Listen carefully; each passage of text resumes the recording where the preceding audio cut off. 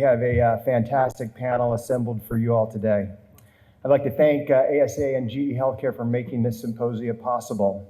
As you can see on the agenda, we're going to have 3 presentations, and we have 3 outstanding perspectives. We have Dr. Kennedy, who's an experienced end-tidal control user from New Zealand.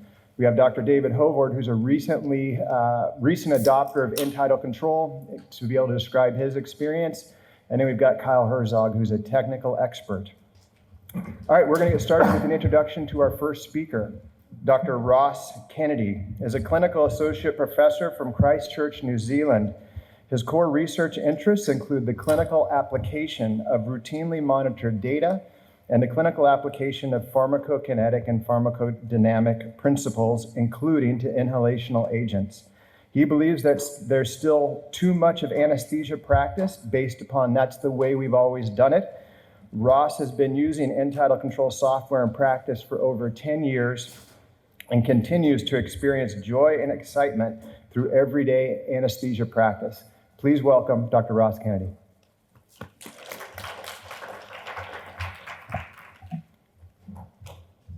Thank you.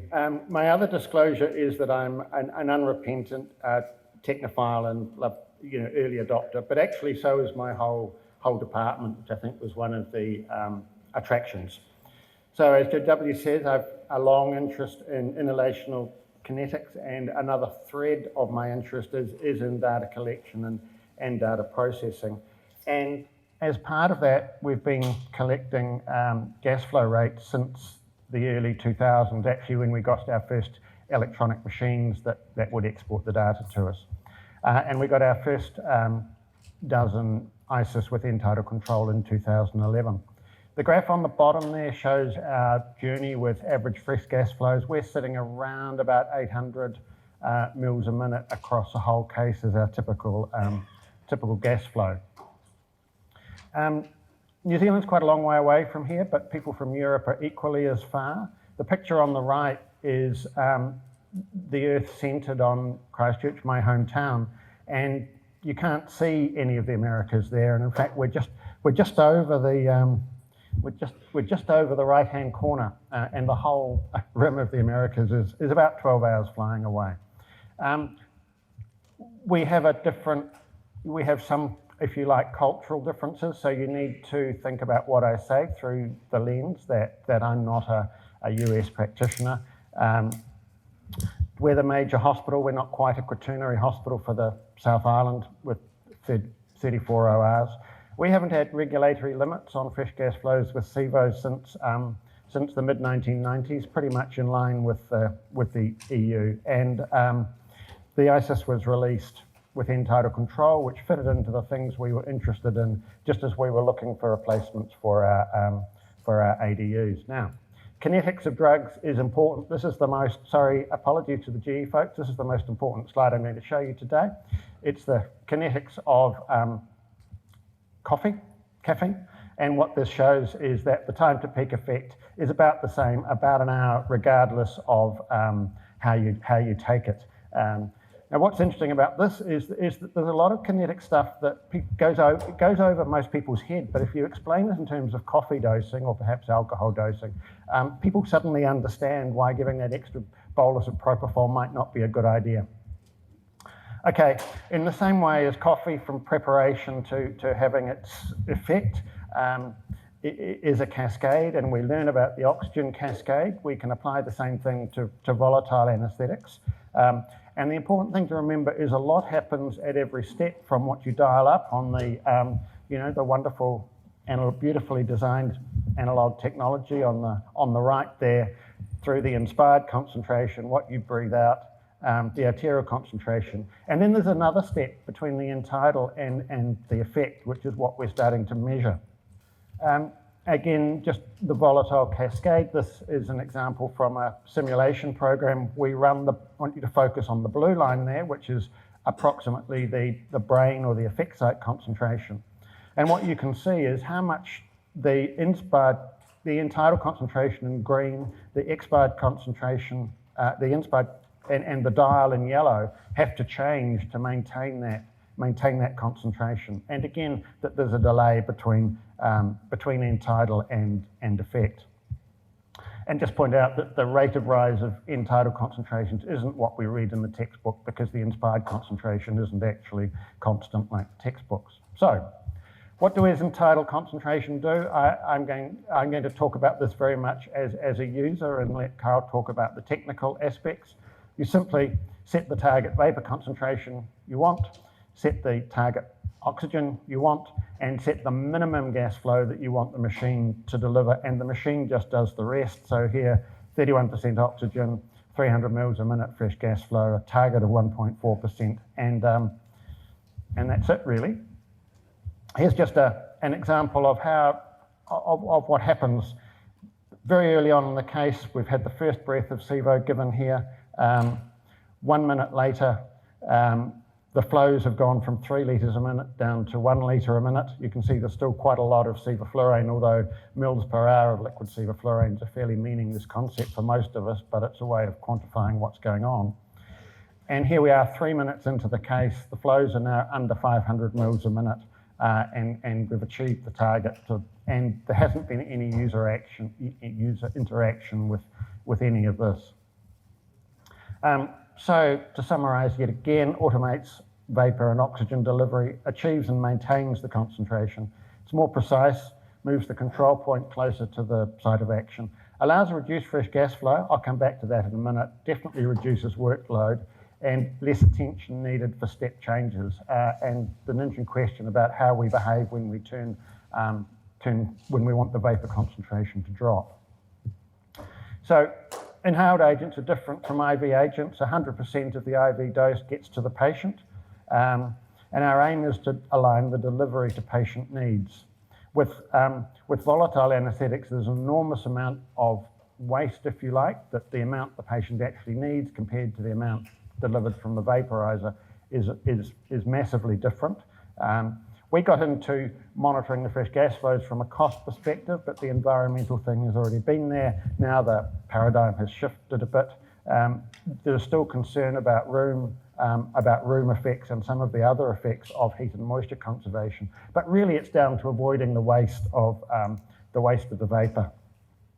And I would argue that it's a more elegant way to do things, to align the dose you use to the amount you need. People give lots of reasons for using low fresh gas flows. They essentially come down to the fact that it's complicated and dangerous. Here's what I was using in the mid-90s. The real risk there is all those possible places for disconnection. What it really, my take on these objections is that people object to the extra effort. The disconnect between fresh gas and implied concentration, people struggle with, and I would argue that end-tidal technology gets around all of that. Personally, I regard compound A as a non-event. It's also said to be complicated, and I think some of the low flow and closed circuit zealots have done their cause damage with their complicated equations and one thing and another. But I would argue most of these attitudes are a hangover from days of minimal gas monitoring. So here's a brief, and again, I'm sure these guys will have much more elegant photos of slides of what's going on. The green is the set target. The sort of brick-coloured colour is the actual end-tidal. The blue is the fresh gas flow, and the yellowy colour is what the dial's doing. You can see you get a little pulse of fresh gas and vapour into the circuit. My perception is the machine then sits there for a while and sees what happened and then gradually ramps it up to achieve the target within 2 or 3 minutes. And what's interesting is that's independent of what minimum fresh gas flow you set. So even if you think the machine needs help by setting a higher fresh gas flow, it actually doesn't make any difference to how quickly you get there. This is where I find end-tidal control and the data from it gets interesting. So here in the middle of a case, we're maintaining a constant target. The end-tidal and the target stay roughly constant, but look at what happens to the inspired concentration. It's actually dropping about 10% an hour. So even with high flows, you would need to keep on adjusting, and nothing else happening, you would need to keep on adjusting the vaporizer down to not get an overshoot. I love this example. This is what happens when you swap the absorbent canister. On the left, fresh gas control, 1 litre a minute. You can see where the canister's changed, and you can see that after a couple of minutes, we're back to about half where we were. So you could get over that by doing something, but it takes a while. On the right, with end-tidal control, the machine does a bit of a hiccup as you change it, and then within about 10 breaths, without you doing anything else, you're back to the end-tidal target that you'd set. I want to talk briefly about fresh gas flows and this conceptual model, if you like, we developed a few years ago. A lot of people talk about the important thing being the minimum flow they use in the middle of a case, and that's in the middle maintenance phase, and there's nothing else going on, and the Sudoku's done and all of that sort of thing, and you can tweak the flows down. But actually a high fresh gas flow at the start of the case has an overwhelming influence, and this applies even if you're using moderately high fresh gas flows for your maintenance. So conceptually, this is about what can the user control. We can control how high a fresh gas flow we use at the start of the case. We can control how long we do that for. We can control the rate of the maintenance fresh gas flow. We obviously can't control how long the case is, as much as we would all like to.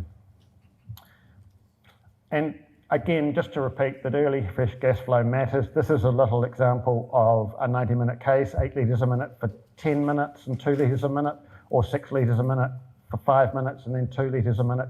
Actually makes 20% difference to your overall vapor consumption. And I guess my message for those of you using end-tidal control or who will soon be using it is just turn it on as soon as you can. Automated delivery of vapor isn't new. Here's a bunch of papers from the mid-80s. None of these obviously ever reached clinical use. Some more recent data, though, related specifically to end-tidal control. This is from Philip Barclay in Liverpool, in the UK. They basically showed that vapor use was down 50% with end-tidal control. Interestingly, they only all of these studies actually, I don't think, show the full benefit because of the constraints of the study, of a good study design. Stanley Tay from Melbourne, they looked at the transition and looked at the number of bottles of sevoflurane being used. Their consumption was down 25%. And again, they were using reasonable flows, and I would argue their study design actually decreased the benefit they were able to show, but it's pretty convincing.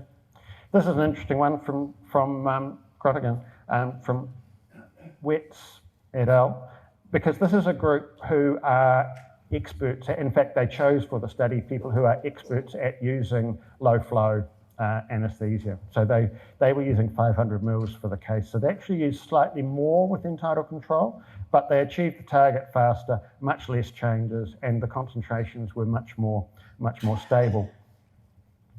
And this is my favourite from Italy. Similar SIVO use. They had to achieve the target they were given. They had to make 100 adjustments in the manual group and no adjustments in the end-tidal control group. And again, a good solid quote. We demonstrated that end-tidal control is as good as manual control, but provided more time for the patient to take care of the patient and could result in easier and safer management of low-flow anesthesia. And I think that sums it all up quite nicely. My sort of take-home measure, it just works. And these are a bunch of other studies, both with end-tidal control and other technologies that are available in Europe, and they all say the same. They all say the same thing. And then we become supervisors and overseeing rather than being tied up in the minutiae of the purity of our adjustments. There are a lot of people who don't like the idea of end-tidal control. They don't like the idea of any automation. They don't like the idea of taking the craft and the art of anesthesia away and turning it into a precise science. And I've come to think this is an example of gravity wells. And I've come to realize that actually for most of us, change is hard, and changing your practice, you might get some failures with a new technique, or your cases might not wake up as fast, and we've all got this production pressure and all of these. There's a whole lot of things which make it nice and comfortable to keep on doing the same thing we've done. So here's a bunch of reasons people give for shouldn't change. Try and do this at home. This is, I can't remember where this example came from, but here we're sort of stressing the controller a bit, and I'm sorry the colors on these slides, which come from different places, are all over the place. But you can see that as the concentration goes down, the green is the fresh gas flow. There's a few little bursts up in fresh gas flow to wash out or wash in the vapor. The inspired is going all over the place, but the end-tidal is pretty closely following the path that we're setting. So we can do at least, we can probably do as good a job as a machine. We can debate the rest. The proper anesthetic is an interesting one, because what is a proper anesthetic? And I would argue that most of the way people learn anesthesia, clinical anesthesia in the operating room, doesn't teach them anything about kinetics. It tells them how to administer a recipe. And in fact, watching what the controller is doing can tell you a lot. And do I teach a trainee the same way I was taught 30 years ago, with a completely different tool set? I've always done it this way. No time for that. What happens when it breaks? The modern kit's much more reliable. It doesn't really break, but yes, you need to understand how a device fails. Cost. Admittedly, sevoflurane prices have come down a lot in the last 10 years, but our payback time for the end-tidal control software was under 2 years. This is one of my favorite examples, and I'm almost done. This is, so here we've got, now the green line is carbon dioxide, and this is an off-pump cabbage. So the surgeon picks the heart up about here, and what happens is the CO2, which is a pretty good marker of cardiac output, plummets. But look what happens to the end-tidal agent. There's a little bit of a blip, and the controller very quickly turns the inspired concentration down and actually manages to maintain a pretty good constant target. And again, what would you have to do to deal with that if you were doing it manually? A question that sometimes comes up is, since the system's controlling both, doesn't changing the oxygen upset the vapor and suddenly use a whole lot of extra vapor? Here's just an example we found. Turning the oxygen down from maximum to 50%. This must be quite old, because I don't use that much anymore. There's a little blip in the fresh gas, but really it doesn't produce a significant overall change in your average fresh gas flow. So where are we? After 12 years, we had in all 34 of our OR by 2015. Still not out of theatre, but I need these guys to fix that. It's used about 96% of the time across all the cases. If you look at when you look at a major incident, major trauma, and go back and look at the flow rates people are using, they're using low flow rates, which means that people, even in a sort of crisis situation, are just turning on the end-tidal control and letting the machine look after all of that stuff. And we've got some evidence that in pediatric practice, again, if patients are, about a third of our kiddies are induced in an outside room brought in, that people are just turning the end-tidal controller on. So here's the advantages, which I've pretty much stated before. The graph on the right is an interesting one. It shows both our fresh gas flow and our rate of use of end-tidal control, and you can see the crossover. We had a little bit of a learning curve. It took a little bit of time, about 18 months for people to get comfortable with it, and that had a dramatic effect on our overall vapor consumption, but it was worth the wait.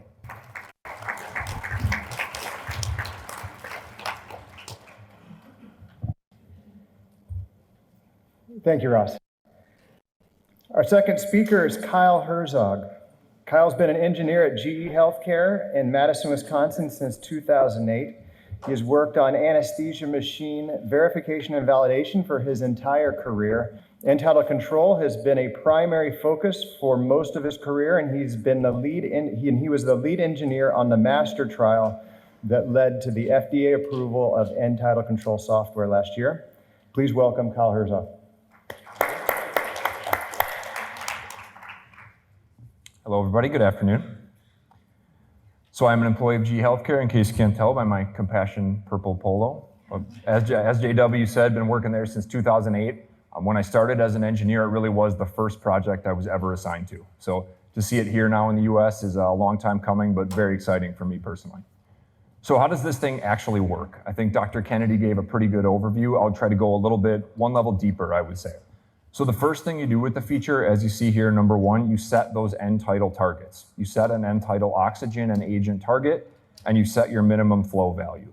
The GUI on the screen, the graphical user interface, looks very similar. We'll see that a little bit more, but not much of a learning curve for you to really understand how to use this. Looks pretty similar to your existing anesthesia machine. The second step, our gas module measures your end-tidal values. Then both your set and your measured value go into the algorithm in step 3 there. And you compare those two and see what kind of changes do I need to make to my anesthetic agent vaporizer and my gas mixer in order to get my measured value closer to that target value. And then the loop goes on from there. So every single breath that algorithm runs compares the measured to the set. What kind of changes do we have to make? And I'll show you graphically what that looks like on the system a little bit as well. What software and hardware components do we use? I think one of the best things about this, as we say on the left there, is this uses the existing digital infrastructure of an ASUS CS². By that I mean on an ASUS, the software controls the anesthetic agent and the fresh gas, your oxygen. So there's not a lot of hardware changes needed on this. ASUS had all the technological capabilities to do this. The only hardware change that's needed is there is a different gas module that you see in the middle there. That letter E on the end is related to a safety check that we run for ET control. And I'll give you a little bit more detail on that as well.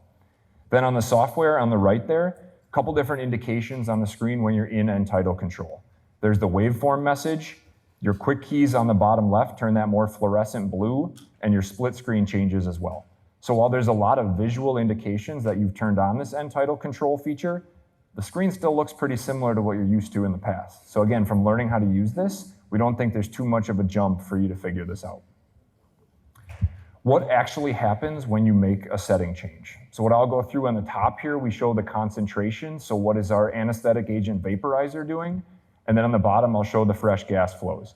Dr. Kennedy showed some real examples of this. We'll kind of step through it piece by piece and show you what happens. So the first thing in step 1, you set a new agent value. We open the vaporizer all the way. That's the first thing we do. The same thing you would try to do if you're driving agent into the circuit. Vaporizer is opened all the way as step 1 while your fresh gas flow stays low. Second step, once that vaporizer is all the way open, we're going to increase your fresh gas flow. In the values that Dr. Kennedy showed, you saw it doesn't increase it a lot. 2 liters a minute, 3 liters a minute, something like that. But we're still going to put a lot of effort into keeping that fresh gas flow relatively low. If we open it to 10, 11, 12 liters a minute, you're going to negate a lot of the agent savings from later in the case. Step 3, once we start to approach that target end-tidal value, your flow backs off, as you see on the bottom here. We try to back off the flow a little bit early because we don't want to overshoot your target too much. Then once you've actually lowered your fresh gas flow all the way to that minimum flow setting we showed, then we lower your anesthetic agent vaporizer setting. So those are the 4 steps that we're going to take to get you there.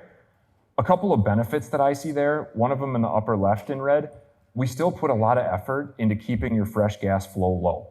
Even though we're going to try to get you to that measured end-tidal value really quickly, the emphasis is still on minimize agent usage. Keep your fresh gas flow low while still getting you there quickly.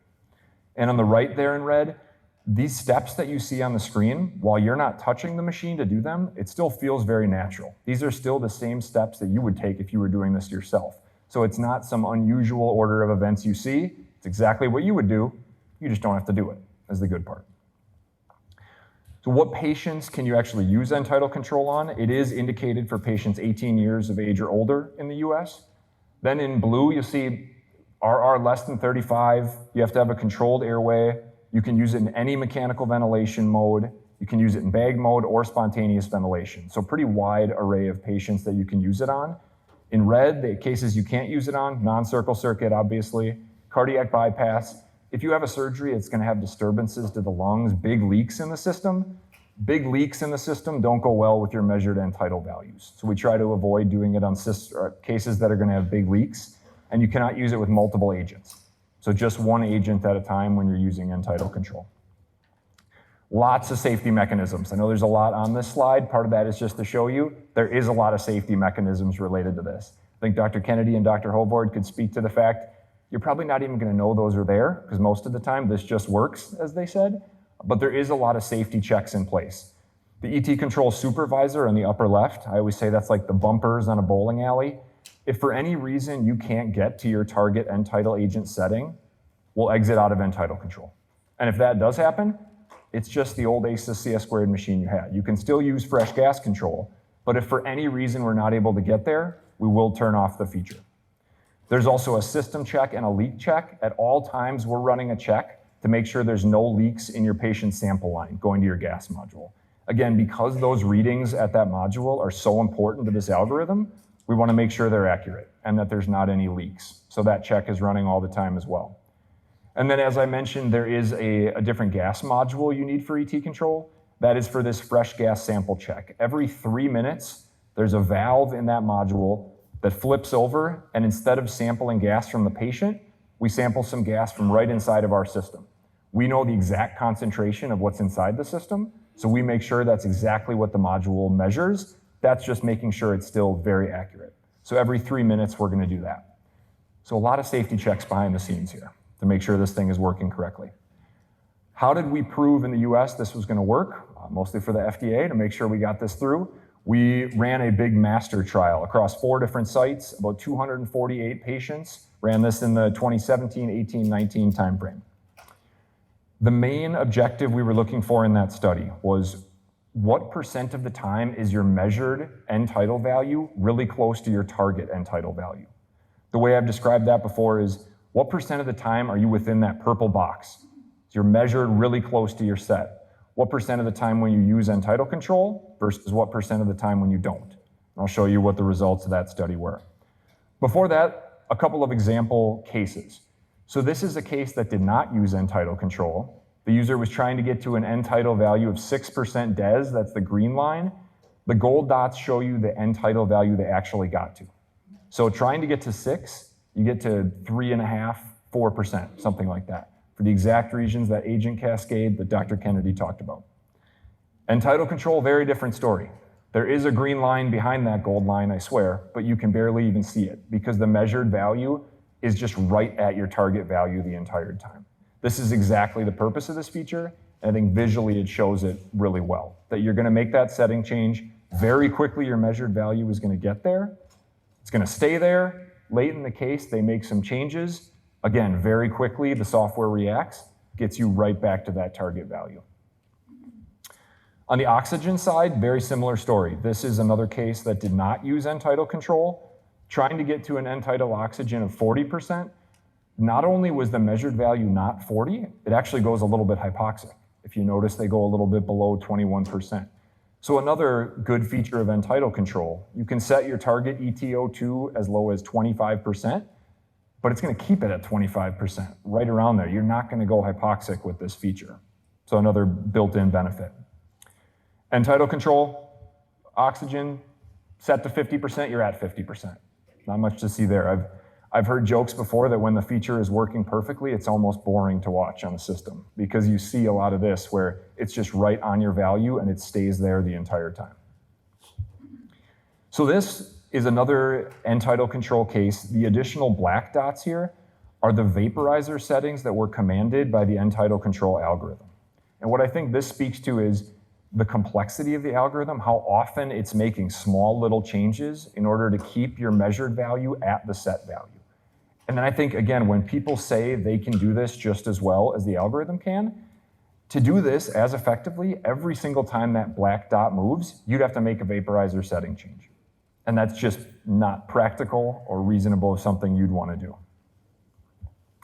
What was the final result of that trial? Again, going back to those purple boxes, what % of the time were we really close to our target value when we used ET control versus when we didn't? On the left is with ET control, the taller bars you see, about 98% of the time when using this feature, you're right where you want to be. You're right at that target value. If you're not using it, half that, 45%, 41%, exactly as you saw in those graphs. You just don't get to that end-tidal value you want to be at. One of our secondary endpoints was about the response time and the settling time. So the response time being, once you make a setting change, how long does it take for you to actually get to that setting? The two bars you see on the left there, ET control, statistically significantly faster at getting you there. Because of all those little changes you saw on the black dot graph, that's why we're getting there so quickly. And then the settling time on the two on the right. Once it gets there, how long until it actually stabilizes? And it's, again, statistically significantly faster with this feature. And more importantly, it's faster with you not having to interact with the system. So less button presses that you're gonna have to do. Lots of other things that came from the trial. 83.5% of users said end-tidal control was easier to use than fresh gas control for all the reasons we just looked at. There was no statistical difference in adverse events between the study arms, so no safety implications on that side. And then from some of the marketing material, we have all kinds of other good things. On the upper right, like we've said, about 50% less button presses that you have to do when using the feature. On the bottom right, less agent that you're going to use. So less cost, less agent use, less greenhouse gas, all the financial and environmental implications that come with using lower fresh gas flows as well. And that's it. Excited to have the feature here. Thank you.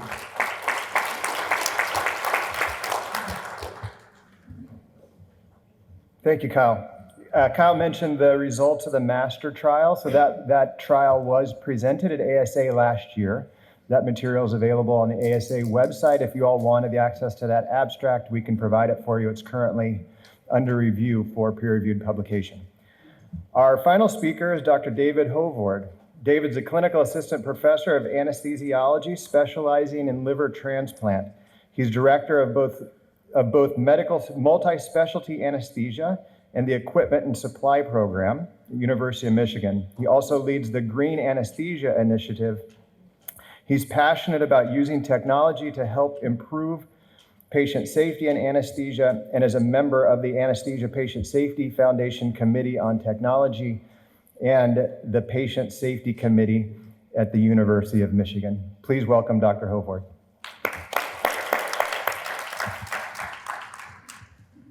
Thanks, JW. I'm here to talk a little bit about our experience at University of Michigan in rolling out end-tidal control. Just to start with, I am a consultant for GE Healthcare. So just a bit of background, I am the director of the equipment and supply program at U of M. Really what that means is that I took this over from Dr. Socek here in the second row, who did the job for 25 years before I did, and then handed it over 2 months before COVID with impeccable timing. So thank you for that, Jim. It's a big institution. We have 140 anesthetizing locations across 3 big inpatient towers, with another one to come, with another 25 locations there, 500 providers, and we're looking at replacing all of our anesthesia machines pretty much. COVID-19 had just happened, but it's kind of in the rearview mirror, and there was a lot of change fatigue as a result of that. There were financial pressures as well. The machines we had were mainly GE ACES, not the ACES CS squared machine, but the ACES. The majority were approaching end of life, and we've been pretty happy with them. Some of them had got 2 or 3 times as many hours on them as they should have done. We had a few principles in looking at what choice to make in terms of our new anesthesia machines. We wanted everything to be the same no matter where it was. And our residents go to a lot of different sites, and what we really want them to experience is when they are in any situation, the equipment should always look the same. It can be hard to do, and there are minor differences, but largely we like to do that. We talked about the change fatigue. And this involved a few discussions with our capital committee, and the chief medical officer actually asked me in one of these discussions, how will this investment enhance patient safety? And it's a really good question, because you're asking for a lot of money, and just to say, hey, it's just going to kind of do the same thing but newer, probably isn't going to go down so well. So as you can probably guess, we did decide to go with the ACES CS squared with end-tidal control, and for 3 main reasons, and the top one's in bold because I think it's the most important. I see this as a really important patient safety feature. And we'll go into that a bit more. The other thing, as part of the equipment and supply program, I also lead our Green Anesthesia Initiative, and our chair, Dr. Mashur, came up with the Gaia mnemonic form, and it's from Greek mythology. I had to look that up. And the whole point of this is to try and reduce the environmental impact of what we're doing on a day-to-day basis. And in short, what this really means is switching away from nitrous, ISO, dead fluorine, moving to sevoflurane across the board. That is going to get significantly more expensive, probably about twice as expensive. So to go along with that, we have to cut our flows just to pay for it, but also because that is an environmentally good thing to do. So I just want to take a moment here to look at the safety features of an anesthesia machine. I'm not going to read them all out, but they're pretty much all to do with oxygen. I think there's oxygen in pretty much all of them, apart from the locking common gas outlet. So you can see they're all mechanical pretty much, mechanical ways of avoiding hypoxemia. And then when we look at the ASA guidelines for determining anesthesia machine obsolescence, again, it's oxygen, oxygen, oxygen, oxygen again, and then oxygen, potential for human error as well, really important. So, you know, to think about this, you know, how can we avoid a hypoxemic gas mixture? How can we avoid giving less anesthetic agent than we want to? What if there was a system that could achieve that? And there is, as was, I think, pretty nicely demonstrated by the master trial.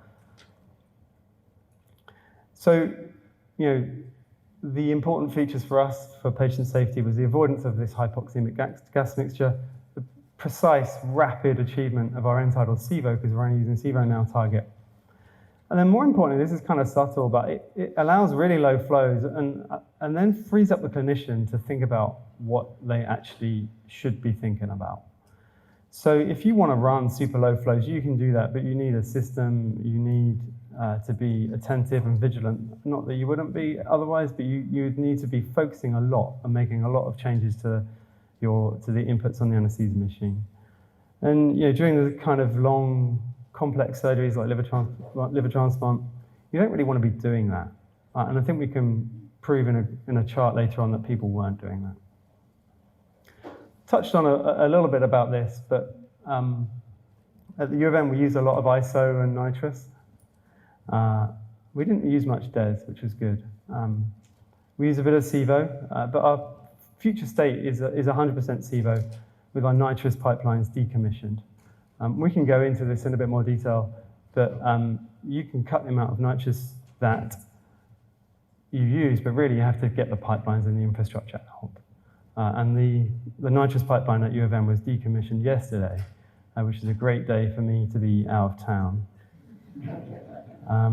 So when we ran this forward, it would have doubled our annual gas cost doing this. So we needed to reduce flows and reduce the amount of volatile that we used. And you know, education is probably the best way to achieve this, but it's never really worked before. And there was no real evidence that it was going to work again. And the thing about a green initiative is you cannot make things worse for patients. You just cannot have an instance of awareness because you made someone who didn't know how to run low flows run it. So this is just a nod to the department here and what they've managed to achieve over the last couple of years. As you can see, we use a lot of nitrous, and now we don't use very much at all. So this is, you know, a group of providers who are welcoming change. You know, I think in a department as big as ours, there's 500-600 people in it. This is really very impressive. And I just put this up there just to contrast what happened with our average flows when we launched the initiative, which is coming up soon. So we managed to make the case to the capital committee and the hospital at large that this was a worthwhile investment based mainly on patient safety. And then we had then we had to roll this out. Now, because this is a level 3 device, I think level 3 classified device by the FDA, there's a mandated training module that you have to do. And there's a lot of people in our department that we had to get through. We couldn't roll it out immediately, and as a result, we're going to have a 3 or 4 year transition with some machines with end-tidal control, some machines without. That was another concern. And we were worried that people weren't going to use it. And we didn't really have any way of making people use it. So, the rollout actually went pretty well. This is the second time for me. I used this in the UK 12 years ago. We had a converted classroom. We cut the training module down to about 30 minutes, and there's an exam afterwards, which people were pretty good at getting through. We got one machine delivered ahead of time, and I'm going to share the data from that. We put it in our liver transplant OR because that's a small group of attendings. There's about 10 attendings. And then what that did is allow people to come in and sort of play with it, get hands-on, see if they liked it. And then we rolled out to ambulatory sites and then across the hospital as a whole. And we've now got about 50 or 60 machines, and we'll have all 140 converted in about 2 years. So yeah, providers were a little wary at first, I think it's fair to say. People were worried they'd have to watch it more closely than they would normally. What happens if it doesn't work? What will I know if it's not going to work? And is this just about saving money? Because providers are willing to take on new ideas, but if it's all about the money, it tends to switch people off. So we rolled it out. We got everyone through the training. We defaulted the minimum flow to 0.5, which was significantly lower than anyone was doing. And we did remove the agent cost display. It's possible to put it up there. Some people are actually asking for that to be put back now so that people can encourage its use. But we decided to remove it because I really did pitch this to the department as a whole as a patient safety device and something that was going to make their life easier. And this was kind of typical of the wariness around it. I got a text from one of my really close friends. And she said, it's just not working. And it's really interesting because I think a lot of the time people aren't used to their anesthesia machine telling them exactly what's going on. And if you can see at the top there, it says agent mixture, use fresh gas control, start ET control when previous agent is removed from circuit. It tells you exactly what's going on and what you need to do. So this is pretty straightforward for me to figure out. What they'd actually done is they started the case with isoflurane and remembered halfway through we were supposed to be using SIVO. So put the SIVO canister in and then the end-tidal control stopped working, as it should. So yeah, the rollout, the impact, providers like it. We have now settled at 500 cc's a minute. When it's turned on, it's at 500 cc's a minute, minimum flow. We think our total SIVO usage is reduced by about 35% at the ambulatory sites. Maintenance flow is not the whole picture. You've got to get people to turn this on quickly, and largely when people start to use it, that's what they do. Initial feedback's positive. I was working with a resident the other day, and we just secured the airway. Turned around, and she said, "Oh man, we don't have the end-tidal control thing." And people are genuinely upset when they don't have it anymore. I did ask one of our less demonstrative providers for feedback, and he was like, "Yeah, it's good. I just turn it on," which is, I think, perfect. I mean, if there was a strap line for something like this would be it. Someone says that patients wake up faster. I really want to look at that. I don't know why. There's no reason why they would, other than having more precise control of your end-tidal sevoflurane throughout the case. So here's some data from the first machine we installed. And I took this back to 2018, just so you can show that, to make an impact on this kind of line, it has to be something big like a global pandemic. So the top line is case count using volatile in our liver transplant room. And the bottom line is the fresh gas flows. So, COVID is the thing that first makes an impact on this graph as we stop doing cases. But the fresh gas flow really doesn't change. It settles at about 2 liters. And this is based off EMR data between induction end and the surgical dressing complete at the end of the case. Interestingly, and disappointingly, when we launched the Gaia, we did ask people to consider low flows, but as you can see, none of this group did that. They just carried on doing what they were doing. And then it's not until you install the machine that you really start to see a change in flows. And it follows a pretty similar pattern. You get the early adopters. These are people who are just going to use it. They're going to do the training and use it. And then slowly the rest of the team comes on board. And now we're at average flows less than a litre. And I think that's because we get some leakage either end of the case into that data. So we must have done 20 or 30 liver transplants now with the flows at 0.5 the whole way through. So my reflections are end-tidal control is easy to use. The early adopters will do the training and use it. Other people may need a bit more reassurance. And what we saw as a downside, the mandatory training and the exam, actually I think increases people's confidence in it, because it makes it seem much more complex than it is. And the most common feedback I have was like, I thought it was going to be hard, but I literally just press start and it works. And with any kind of new thing you're rolling out, super users, cheerleaders, people who are willing to go around and tell everyone else how great it is, are always really important. A few more things I'd like to know. Is your Mac actually more stable with end-tidal control? Do people set a higher target or a lower target when they're just using fresh gas flow? We really want to get on top of how much less agent we're using as we go through the rollout. Here's my wish list. So I want something to control the CO2 as well. Wouldn't that be amazing? Could it interface with our process EEG monitor? Could it perhaps say, hey, your patient's a bit light, you might want to consider deepening your anesthesia? Maybe you could just set a range for your MAC target rather than a specific target, and then it use other data to help figure out where the best position for the end-tidal agent is. And an activation reminder. I really don't like alarms, but this is something I think we could just do with a really annoying alarm that went off, like the seatbelt thing, until you turned it on. And just, sometimes we don't think about the people who make this stuff for us. And so this is from the GE factory in Madison. And that machine there is the very first machine off the production line that now sits in our liver transplant room. And that was the chart that I shared with you earlier. So a thank you to these guys and to you all for listening. Thank you.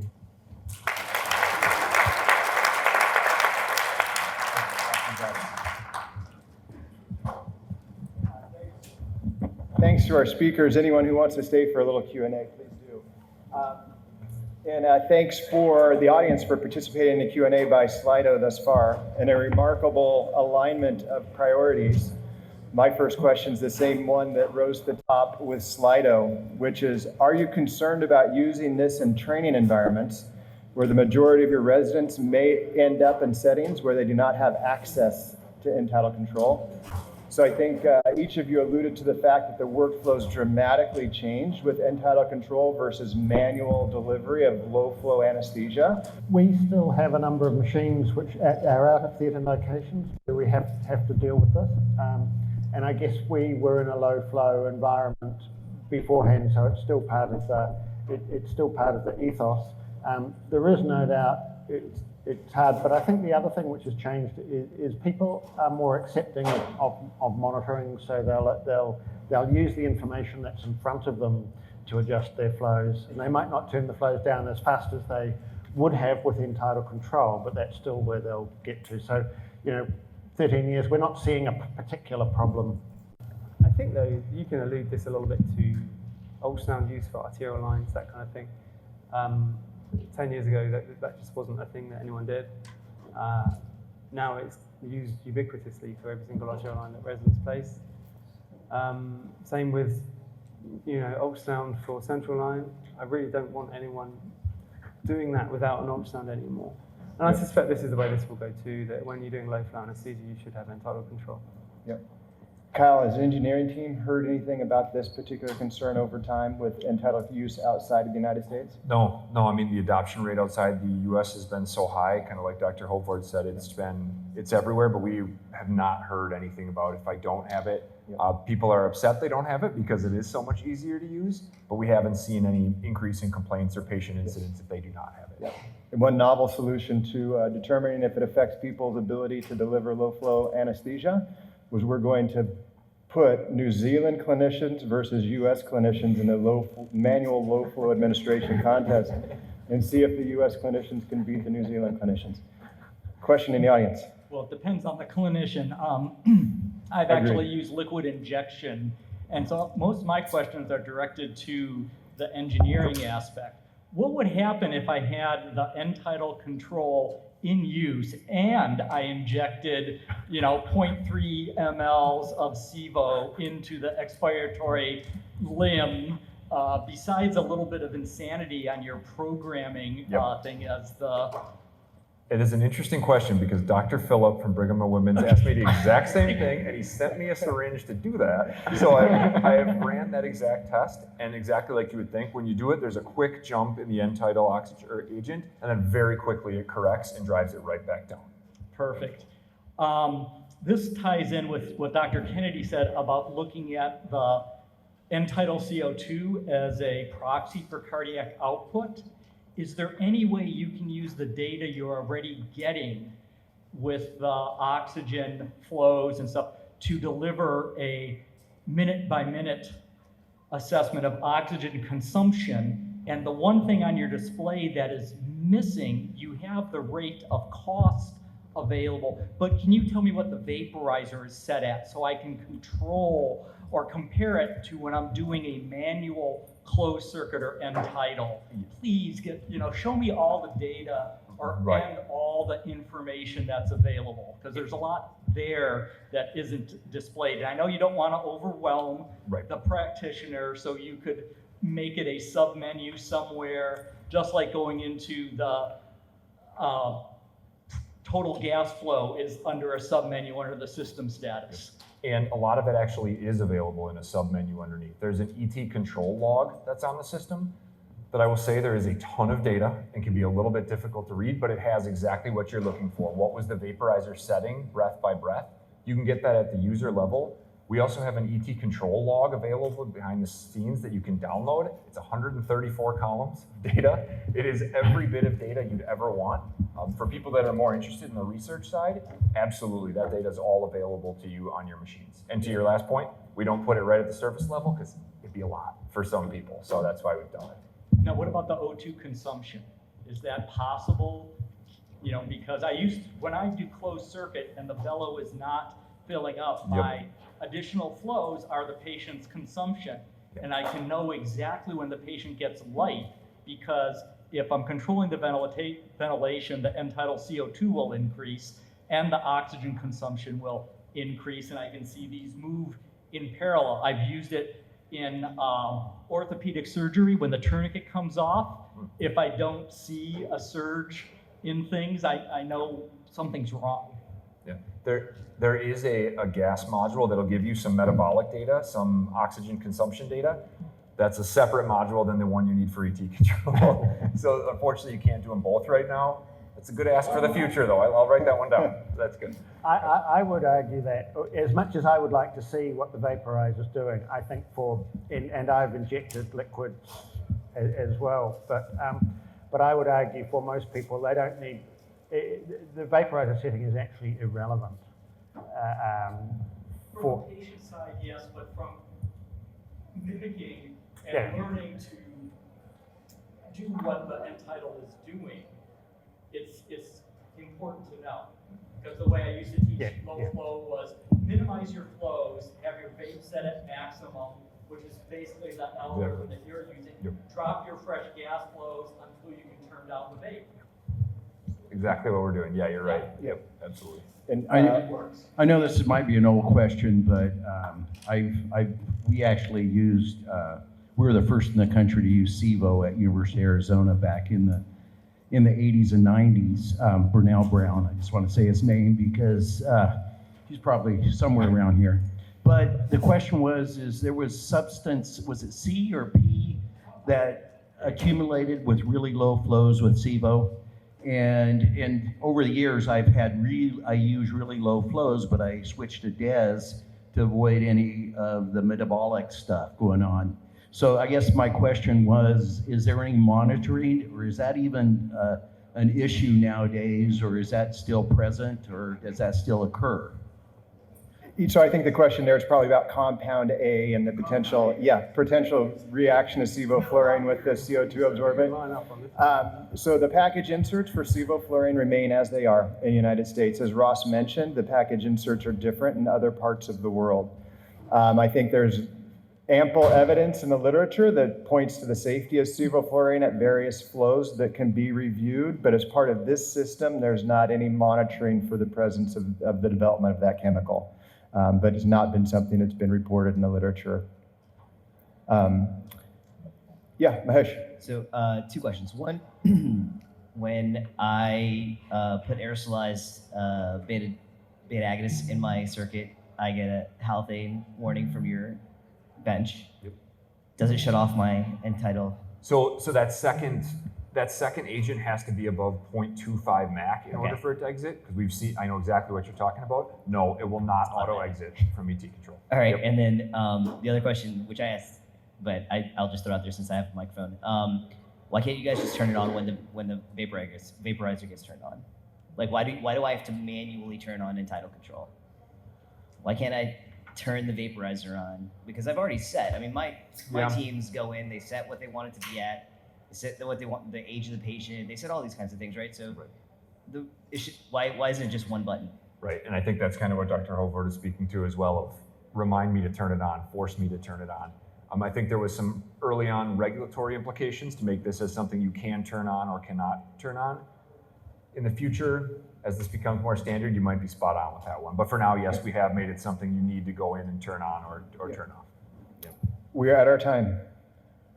Oh, Boris got his hand up just at the last moment. Boris Mrovich, Missouri.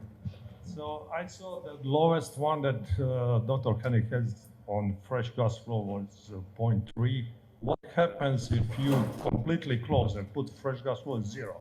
Can it be done, or what happens with the tidal? Will it be like at one point with CO2 going down, it will increase the flow? The lowest What you did can set put it for right that? now is 0.3 liters per minute. As long as you have your sample gas being returned to your circuit. If you do not, then the lowest you can go is 0.5. Right now, that's how we have the software limited in order to do that. Typically, our checkout will check for leaks in your circuit, and a lot of systems still have 150, 200 milliliter leak.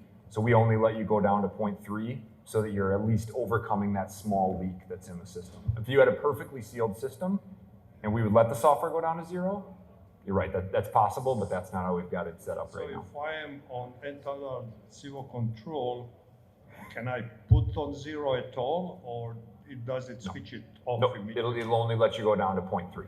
Oh, Liters so I per need minute. to switch it off to put 0. Can I just say, in response to the implied question, and I think what Jim's sort of saying, this is what I do. We had some people who were very keen on, said, I don't need this, I can do this. And so we looked at the logs and so forth and let them do cases both ways. And they could almost do as well as the machine, because it's those little bits of time when you don't need the closed circuit that blow your average out of the water. So actually the gain you get from 500 to 300, and I would argue that what David's done in bringing his flows, his average flows from 2, which probably represents people using 4 and 6 quite a bit of the time, down to 1 or down to a half. That's where you make the big difference across the population. We're not talking about the individual who's an enthusiast for this sort of thing, Yeah, if we can get everyone at 0.5, we've done a huge thing. If we can get like 10% of people at 0.3 and everyone else is at 1, then that's not helping. So, and we didn't go to 0.3 because we didn't want to use the plastic to reintroduce the gas back into the circuit. Well, the juice isn't worth the squeeze at that point. Okay. Thanks everybody for the questions. For those of you who submitted on Slido and we didn't get to them, our apologies, but great discussion. We'll remain around here if anyone has questions. Thank you all for attending.